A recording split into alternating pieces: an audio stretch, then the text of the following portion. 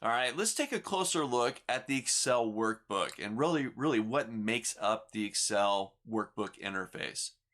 Now, I mentioned that the Excel workbook or the workbook type is your main Excel file. That's what you're going to be working in. Now, it's actually got several different pieces of it. Here, I'm looking at the Excel workbook, but I've got what's called a worksheet. Currently, I have a worksheet called Sheet 1.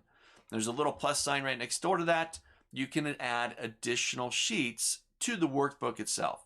Remember, the Excel workbook's the main Excel file, and within there, you can have multiple worksheets. All right? Currently got one. You can actually have several. They used to limit it to 255 worksheets inside of a single Excel workbook. But as of the latest versions of Excel, it's actually based on the memory of your computer. And so you can continue to add and add and add worksheets to this, but you're going to get to a point where things are going to start to slow down on you. So 255 is still a pretty good number to not restrict your computer too much, but it is open beyond that as well.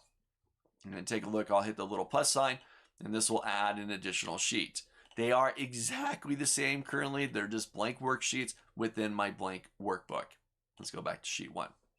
Now, within the sheet, we've got this grid, right? And this is just kind of the basics of the structure of an Excel workbook. You've got this grid. This grid is made up of columns, got all your headers there along the top, and rows down the side there. All right. So currently, looking at sheet 1, I am currently inside of a cell, this block right here, called A1.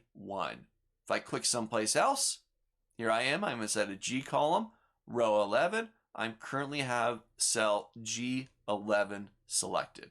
All right. We can also see this up inside the name box, top of your screen, top left corner of your screen. I click into a cell someplace inside this worksheet, and it'll tell me where I'm currently at, what I can reference that location as. Okay. So this is really your workbook. You got the Excel workbook. It's broken up like a grid. You're going to keep your data inside of columns and rows. You can reference that data by the column header and row header. In this case, F4 is where I'm currently at.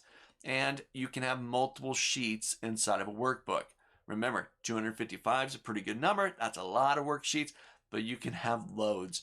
Maybe you're going to do a worksheet for each week of the year, or maybe monthly data, and I need a worksheet for each month. Or maybe I got daily reports, so I need 365 of those things to keep track of my daily data. Okay? Whatever it is, I can keep hitting the plus sign to add additional worksheets to the Excel workbook itself. So take a moment, just make it quick, jump into there, get the Excel workbook open in front of you, take a look at the columns, the rows, take a look at the sheets, how you can add additional ones, hit the little plus sign if you'd like to. In much earlier editions of Excel, you may not have the plus sign. You may have what looks like kind of a little star, a little sun icon, but that's just your new button right there. So just an FYI, if your interface is a little bit different, may not be a plus sign, might be a little different icon there. All right, so that's your Excel interface. If you have any questions, this was just kind of high level, but any questions, go to the Q&A section and ask your questions there.